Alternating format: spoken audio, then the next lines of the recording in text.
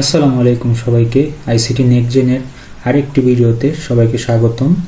আগের ভিডিওতে আমরা সংখ্যা পদ্ধতির মৌলিক ধারণা, বিট বাইট, নিবল ইত্যাদি সম্পর্কে জেনেছি। আজকের এই ভিডিওতে আমরা সংখ্যা পদ্ধতির রূপান্তর সম্পর্কে জানব।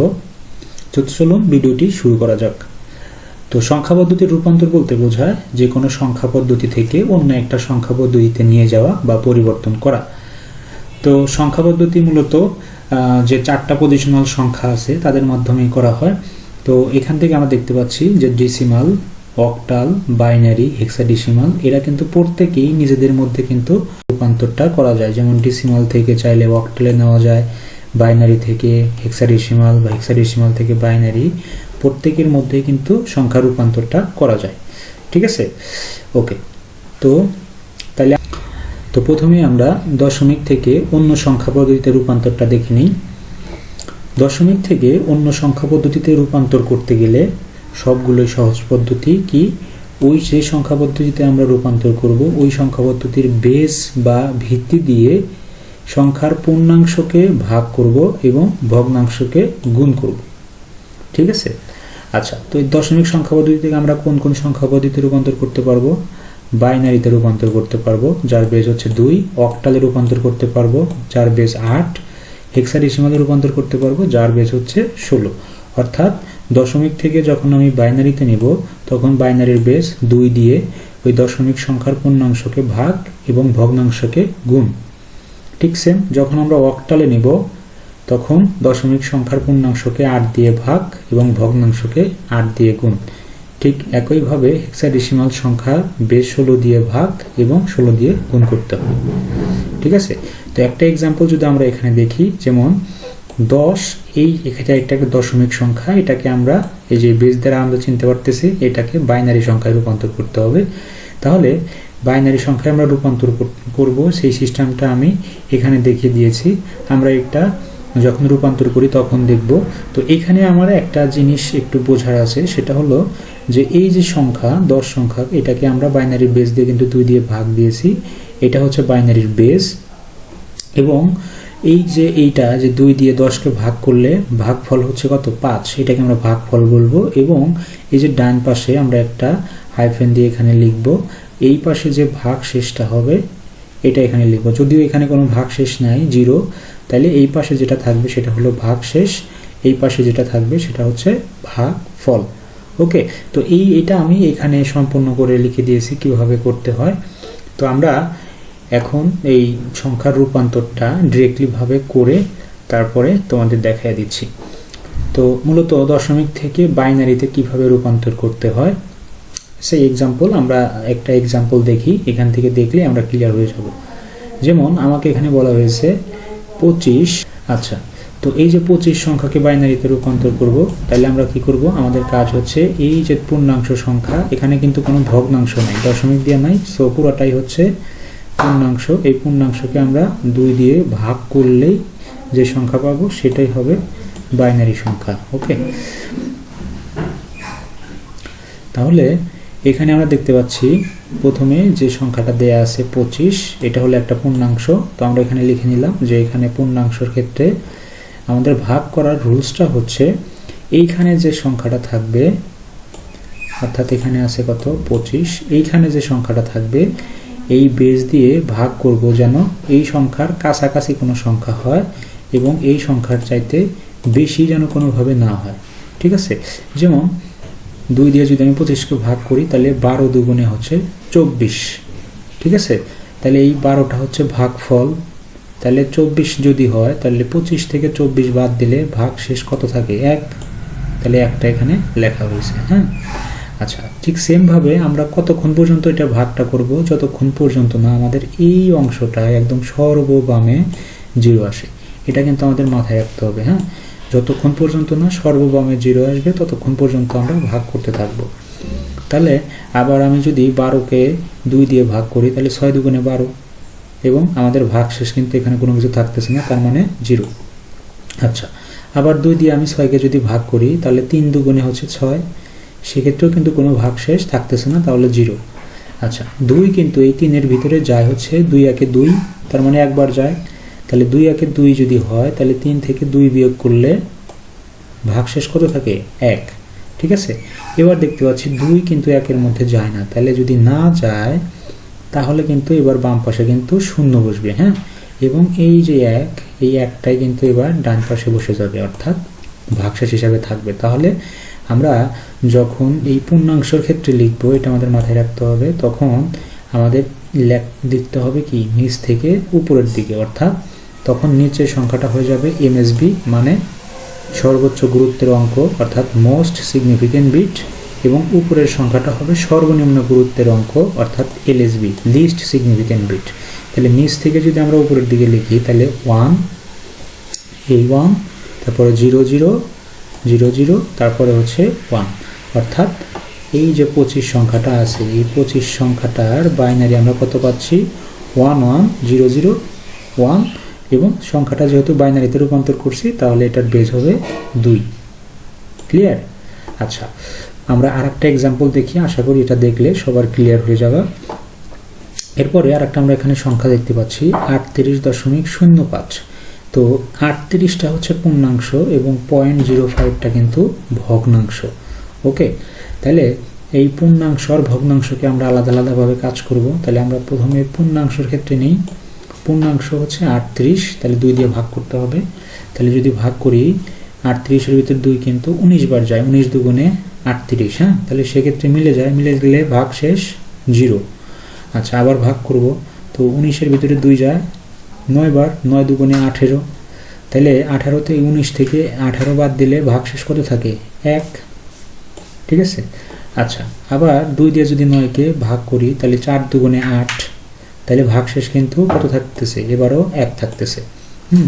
আবার 2 দিয়ে 4-কে যদি ভাগ করি তাহলে 2 দুগুণে 4 মিলে যাচ্ছে, মিলে গেলে ভাগশেষ 0। আবার 2 এর ভিতরে কিন্তু একবার যায়, একবার যদি যায় তাহলে সেক্ষেত্রেও কিন্তু মিলে যায়, হ্যাঁ, তাহলে মিলে গেলে ভাগশেষ 0। এবার 2 কিন্তু 1-এর মধ্যে যায় না, তাহলে 2 1-এর মধ্যে না গেলে এই যে বাম পাশে কিন্তু এবার 0 চলে আসছে, হ্যাঁ, বাম পাশে 0 চলে আসছে, তাহলে এই যে 1টা এটা এখানে ডান পাশে বসে গেল, ভাগশেষ 1 হয়ে গেল, হ্যাঁ।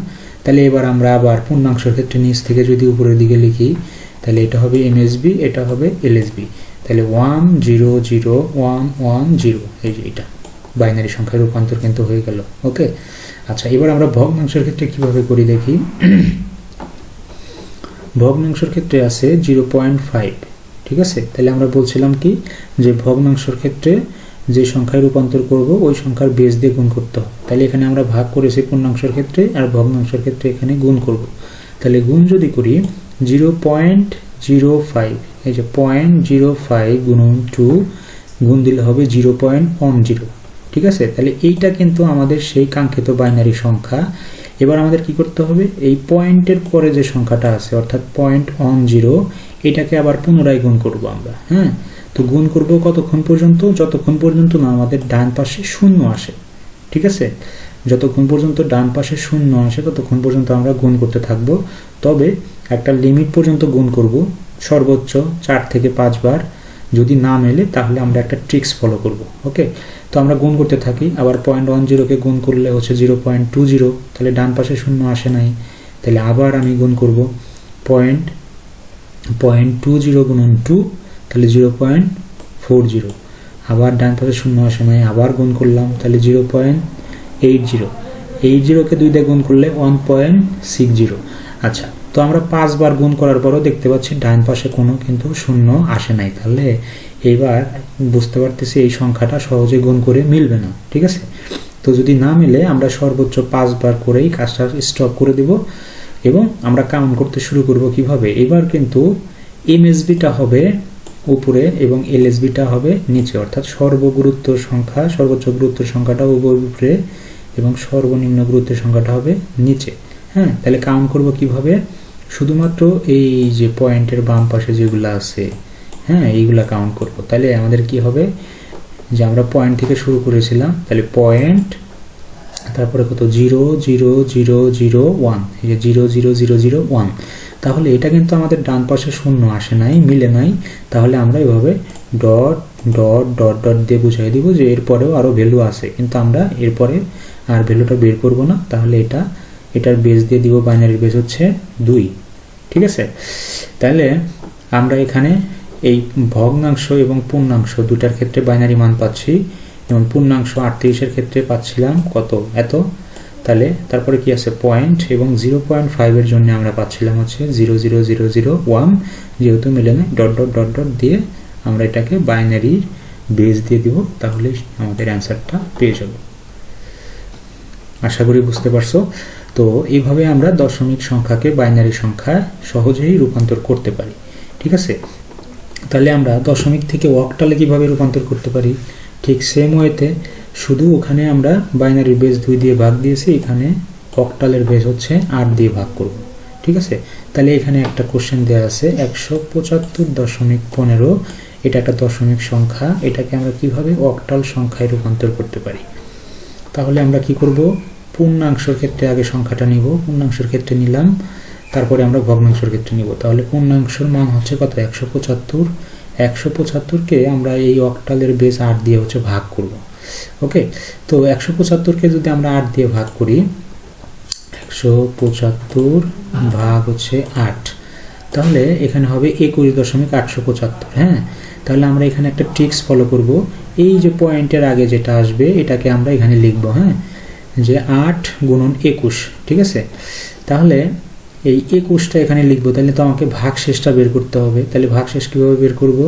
এইখানে যে সংখ্যাটা হবে অর্থাৎ 21, তারপরে গুণন এখানে হচ্ছে 8, তাহলে গুণ করলে কত হবে, 168। হ্যাঁ, তাহলে 175 থেকে 168 বিয়োগ করলে কত হয়, 7। এই যে 175 মাইনাস হচ্ছে 168, তাহলে আমাদের ভাগশেষ কত হচ্ছে, 7। তাহলে এই যে এখানে কিন্তু আমরা এখানে ভাগশেষটা 7 বসিয়ে দিলাম। ঠিক আছে, আচ্ছা, তাহলে আবার আমি কি করব, আমাদের টার্গেটটা হচ্ছে এই লেফট সাইডে 0 নিয়ে আসতে হবে। হ্যাঁ, যতক্ষণ 0 না আসবে ততক্ষণ আমরা ভাগ করতে থাকবো।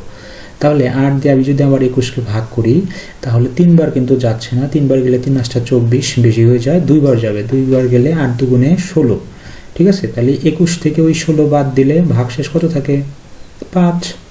ঠিক আছে, কিন্তু এবার দেখো যে 8 কিন্তু এখানে যে ভাগফল 2 আছে, 8 কিন্তু 2 এর মধ্যে যায় না। যদি না যায় তাহলে ভাগফল 0 আর ভাগশেষটা হবে কত, 2।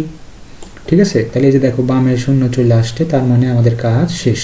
তাহলে আমরা এখানে পূর্ণাংশের ক্ষেত্রে কত পাবো, নিচ থেকে উপরের দিকে লিখলে, যেহেতু পূর্ণাংশ MSB টু LSB অর্থাৎ 257। ওকে, যদি কখনো দেখো যে এখানে 7 এর চাইতে মান বেশি চলে আসছে, তার মানে বুঝতে হবে তোমার ভাগ করতে কোথাও একটা ভুল হয়েছে। হ্যাঁ, এটা দেখবা যে সবসময় এখানে 8 এর চাইতে ভ্যালুটা কিন্তু কম আসবে, যেহেতু অক্টাল সংখ্যা। আচ্ছা, এরপরে দেখি ভগ্নাংশের ক্ষেত্রে। তাহলে ভগ্নাংশের ক্ষেত্রে কি করব আমরা, ভগ্নাংশের ক্ষেত্রে যেটা আছে এই অক্টালের বেস 8 দিয়ে হচ্ছে গুণ করব। তাহলে গুণ করি 0.15 গুণন 8, আমরা যদি গুণ করি 0.15 গুণন হচ্ছে 8, গুণ করলে কত হবে, 1.20। হ্যাঁ, 1.20। আচ্ছা, তাহলে তো আমাদের এই পয়েন্টের পরের অংশটা আমরা সবসময় নিব, আমাদের টার্গেট হচ্ছে ডান পাশে 0 নিয়ে আসা। ঠিক আছে, তাহলে এই যে রেজাল্ট কিন্তু আমরা একটা পেয়ে গেছি, তাহলে এইটা বাদ দিয়ে পয়েন্টের পরেরটা নিব। 0.20 গুণন আবার 8, গুণ দিলে হবে 1.60, মেলে নাই, তাহলে আবার 60কে 8 দিয়ে গুণ করব, গুণ করলে হবে 4.80, আবার 80কে 8 দিয়ে গুণ করলাম, এটা আসলো। তার মানে দেখা যাচ্ছে যে এটাও কিন্তু ডান পাশে 0 আসতেছে না। ওকে, যদি না আসে আমরা এটা স্টপ করে দিব এবং কাউন্ট করব কি, পয়েন্টের পরে MSB টু LSB অর্থাৎ উপর থেকে নিচের দিকে। হ্যাঁ, তাহলে উপর থেকে নিচের দিকে যদি আমরা লিখি, তাহলে যেহেতু এটা পয়েন্টের পরে ছিল, এই যে পয়েন্ট দিলাম, তারপরে 1146 যেহেতু মিলে নাই, তাহলে ডট ডট ডট ডট দিয়ে বুঝিয়ে দিলাম এটা একটা অক্টাল সংখ্যা। তাহলে আমরা এইটা সমান সমান এই দশমিক সংখ্যার সমান সমান কত অক্টাল সংখ্যা লিখতে পারি, এটা সমান সমান আমরা লিখতে পারি 257.1146 ডট ডট ডট। ক্লিয়ার? ওকে, যত এক্সাম্পলই আসুক সবগুলো আমরা একই নিয়মে কিন্তু সলভ করব। ঠিক আছে, আচ্ছা, আমরা এবার তাহলে দশমিক থেকে হেক্সাডেসিমালে কিভাবে নিব, ঠিক একই নিয়মে আমাদের ধরলাম এটা একটা দশমিক সংখ্যা দেওয়া আছে, এটাকে আমরা হেক্সাডেসিমালে নিব। তাহলে হেক্সাডেসিমালে নিতে গেলে পূর্ণাংশকে আমরা 16 দিয়ে ভাগ করব এবং ভগ্নাংশকে 16 দিয়ে গুণ করব। ওকে, আচ্ছা, তাহলে পূর্ণাংশের মান আছে 2479। এটাকে আমরা 16 দিয়ে যদি ভাগ করি তাহলে কত আসে দেখি আমরা একটু। 2479 ভাগ হচ্ছে 16। হ্যাঁ, আচ্ছা, তাহলে আসলো 154। তাহলে আমাদের ট্রিক্সটা কি, এই যে 154 আসলে এই 154কে আমরা 16 দিয়ে গুণ করব। তাহলে কত আসে দেখি, 154 গুণন 16 আসলে কত, 2464। আর এখানে আছে 2479। তাহলে 2479 থেকে 2464 বাদ দিলে থাকবে হচ্ছে 15। ঠিক আছে, তাহলে আমরা এখানে ভাগশেষ কত, ভাগশেষ হচ্ছে 15। আচ্ছা, আমরা জানি হেক্সাডেসিমালের ক্ষেত্রে যদি 10 হয় তাহলে 10কে আমরা কি দিয়ে প্রকাশ করি, এ দ্বারা। হ্যাঁ, 10কে আমরা এ দ্বারা প্রকাশ করি। তারপরে 11কে বি, 12কে সি, 13কে ডি, 14কে ই এবং 15কে কি দ্বারা প্রকাশ করি, এফ। তাহলে যেহেতু 15 আসছে তো 15-র এখানে আমরা ব্র্যাকেট দিয়ে এফ লিখে দিলাম। হ্যাঁ, আচ্ছা, এবার 16 দিয়ে যদি আমি 154কে ভাগ করি তাহলে আমাদের ভাগফল আসবে হচ্ছে 9 এবং 9 দিয়ে যদি 16কে গুণ করি তাহলে দেখা যাবে আমাদের সংখ্যা হবে কত, 144। ঠিক আছে, তাহলে 144 থেকে 154 থেকে 144 বাদ দিলে কত হবে, 10। তাহলে 10-এর পরিবর্তে আমরা হেক্সাডেসিমালে কত লিখব, এ। হ্যাঁ, আচ্ছা, তাহলে 16 দিয়ে আবার যদি আমরা 9কে ভাগ করি, দেখো 16 কিন্তু 9-এর চাইতে বড়, সো এই 16কে দিয়ে 9কে ভাগ করা যাবে না। তাহলে আমাদের ভাগফল কত আসবে, 0 এবং ভাগশেষ কত আসবে, এই 9। ঠিক আছে, তাহলে আমরা এটাকে যদি এইভাবে লিখি যে এমএসবি টু এলএসবি তাহলে হবে কি 9AF 9AF। ওকে, আচ্ছা, এবার তাহলে আমরা ভগ্নাংশকে কি করব, ভগ্নাংশে গুণ করব। যেমন 0.50 গুণন হচ্ছে 16, তাহলে গুণ দিলে হয় 8.00। দেখো এটা কিন্তু এই যে ডান পাশে 00 চলে আসছে। হ্যাঁ, তাহলে 00 চলে আসছে মানে এটা মিলে গেছে, তাহলে আমাদের আর কিন্তু নতুন করে গুণ করার কোনো প্রয়োজন নাই। ঠিক আছে, তাহলে এটা তো আসেই একটা, এটা এমএসবি টু এলএসবি যদি লিখি তাহলে হবে পয়েন্ট শুধুমাত্র 8।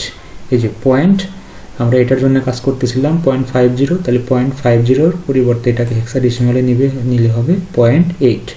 ওকে, তাহলে আমরা এই যে দশমিক সংখ্যাটা এটার পরিবর্তে লিখতে পারি 9AF.8। তাহলে এটা একটা হেক্সাডেসিমাল সংখ্যা। ক্লিয়ার? তো আশা করি আমরা দশমিক থেকে অন্য কোনো সংখ্যা পদ্ধতিতে খুব সহজেই নিতে পারবো। যে সংখ্যা পদ্ধতিতে নিব ওই সংখ্যার বেস দিয়ে ভাগ করলেই সেই সংখ্যাটি পূর্ণাংশের ক্ষেত্রে দশমিক বাইনারি বা ওই সংখ্যা পদ্ধতিতে চলে আসবে, আর ভগ্নাংশকে ওই সংখ্যা পদ্ধতির বেস দিয়ে গুণ করতে হবে। এটাই হলো মূল থিম। তো তোমরা যারা ভিডিও দেখতেছো তাদের বাসার কাজ থাকবে এটা, যে এই সংখ্যাটিকে আমরা, এই দশমিক সংখ্যাটিকে একত্রে আমরা বাইনারিতে নিতে পারি কিভাবে, অক্টাল এবং হেক্সাডেসিমালে কিভাবে নিতে পারি। তো এটা তোমরা বাসায় প্র্যাকটিস করবে।